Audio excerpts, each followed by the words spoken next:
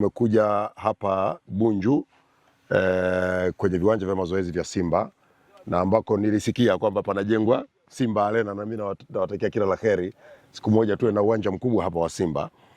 Nimekuja kwa ajili ya kukabidhi fedha za goli la mama.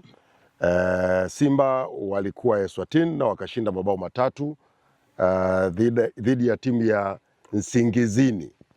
Sasa mabao matatu kwenye hatua hii ni sawa na shilingi milioni 15, kwa sababu bao moja ni shilingi milioni 5 za Mheshimiwa Dkt. Samia Suluhu Hassan, Rais wa Jamhuri ya Muungano wa Tanzania. Sasa fedha ni kitu kimoja, lakini muhimu zaidi ni kwamba Mheshimiwa Rais anawapongeza sana Simba, anawatakia kila la heri katika mashindano haya ya klabu bingwa barani Afrika. Ana imani kubwa sana na Simba katika mashindano ya mwaka huu.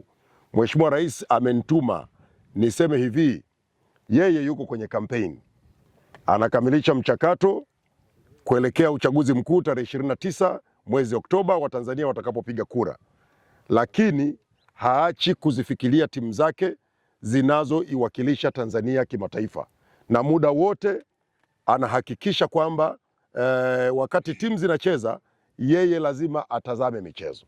Sasa akasema, hili nimesema mara nyingi, lakini Mheshimiwa Rais safari hii anawapongeza sana Simba kwa kuwa na kikosi bora cha mashindano kwa ajili ya mechi za kimataifa. Hazungumzii ligi ya ndani, mechi za kimataifa. Mheshimiwa Rais ana imani kwamba kwa Simba hii, safari hii klabu bingwa kucheza fainali inawezekana. Kwa hivyo Mheshimiwa Rais amenituma nilete shilingi milioni 15, lakini anasema yeye alivyoiona Simba anaamini itashinda mechi zake zote hadi kwenda fainali.